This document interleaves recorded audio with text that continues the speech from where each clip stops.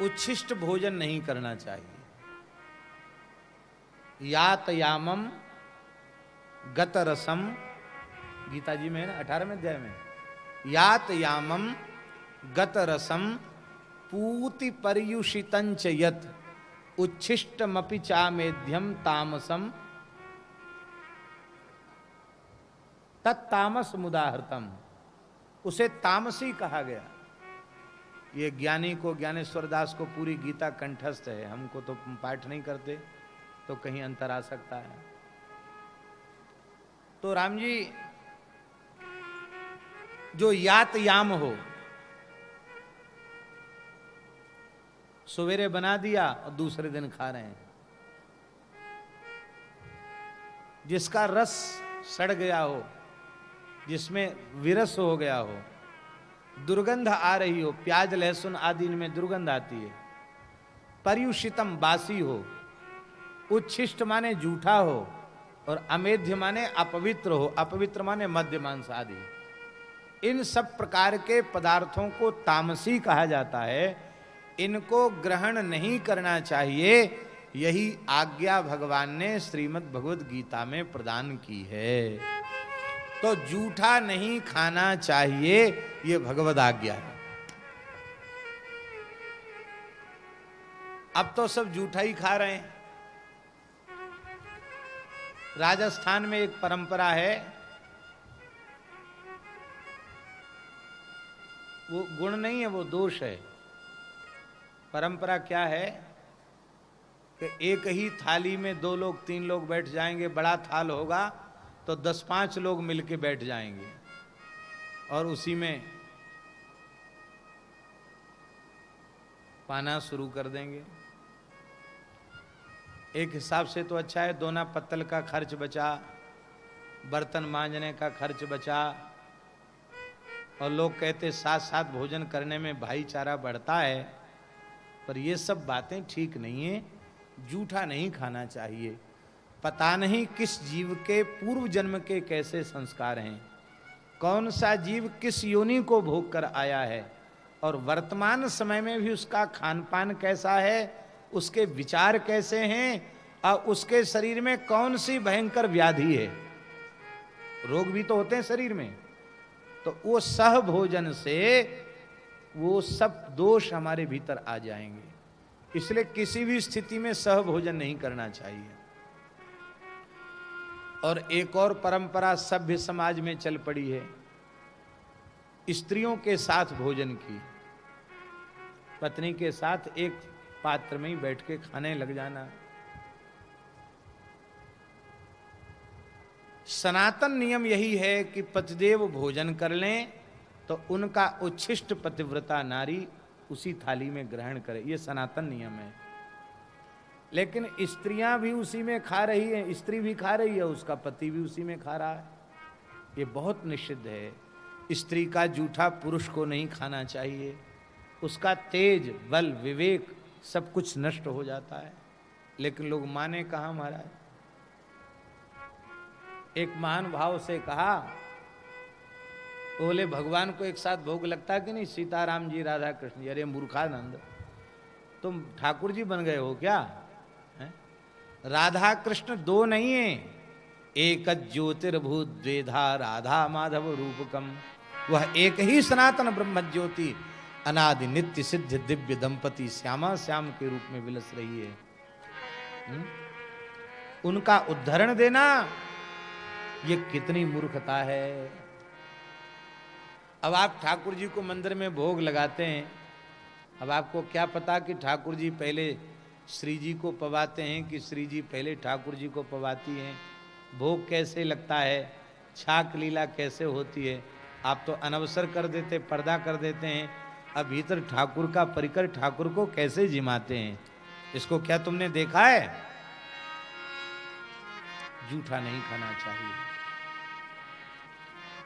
यहां तक कि भाई भाई का जूठा नहीं खाना चाहिए, भाई बहन को जूठा नहीं खाना चाहिए, पिता पुत्र को जूठा नहीं खाना चाहिए, किसी को किसी का जूठा नहीं खाना चाहिए।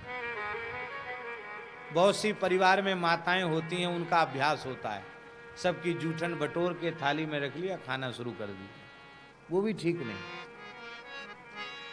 उच्छिष्ट भोजन नहीं करना चाहिए, यही मर्यादा।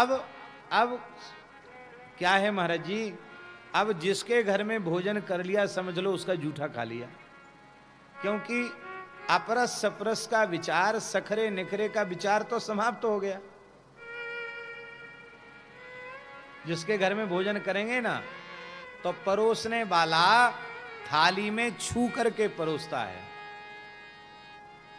रोटी लड्डू जो चीज परोसेगा, साग, वो छू देगा, तो पात्र जूठा हो गया, पात्र में स्थित सामग्री जूठी हो गई। अब वो जूठा पात्र चला गया रसोई घर में, रसोई जूठी हो गई।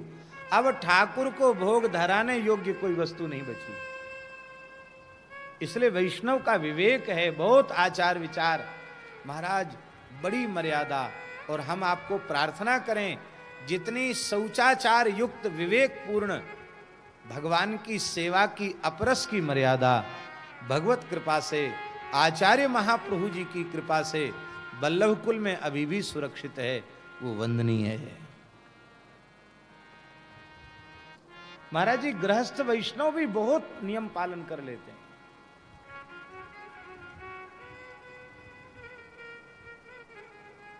सागघरिया बाबा आज भी नल के पानी को छूते नहीं हैं, आज भी मिट्टी का तेल और गैस का व्यवहार नहीं करते हैं, आज भी नदी जल कूप जल से उनका व्यवहार होता है।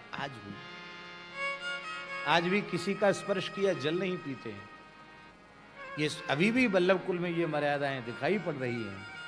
ये श्री ठाकुर जी का महान अनुग्रह है, ये महाप्रभु जी की कृपा है। हमारे जीवन में बाह्य शौच आवश्यक है, बाह्य शौच के बिना अंतर शौच नहीं होगा। बाह्य अशौच जो जिनका रहता है उनका अंतःकरण भी पवित्र नहीं रहता है। इसलिए हमें बाहर भीतर दोनों से पवित्र रहना चाहिए, और इसके लिए किसी का भी जूठा नहीं खाना चाहिए। आप लोग कहेंगे चलो आपकी बात मान ली हमने, अब श्रीमद् भागवत भी वैष्णव शास्त्र है और इसमें हम कोई बनावटी बात नहीं कह रहे हैं, नारद जी स्वयं कह रहे हैं। उच्छिष्ट लेपा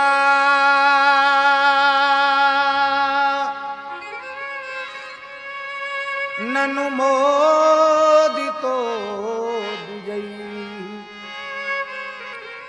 सकृत् स्म भुञ्जे तदपास्त किल्बिषः एवं प्रवृत्तस्य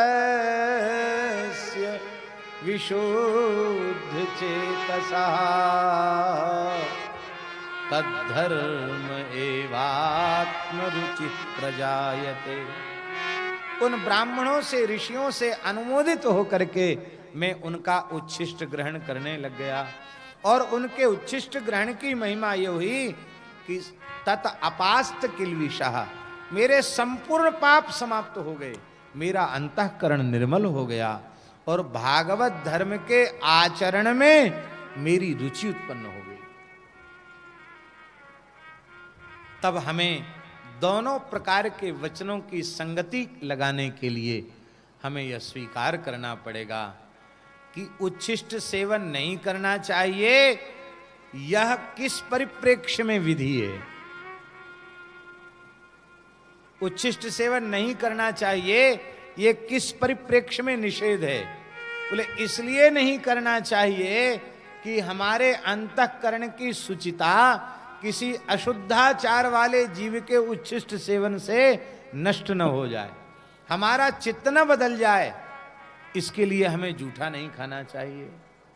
और गुणातीत भगवत भक्त महापुरुषों का उच्छिष्ट इसलिए सेवन करना चाहिए कि उनके जैसा हृदय हमारा बन जाए, उनके जैसा अंतःकरण हमारा बन जाए, इसके लिए खाना चाहिए।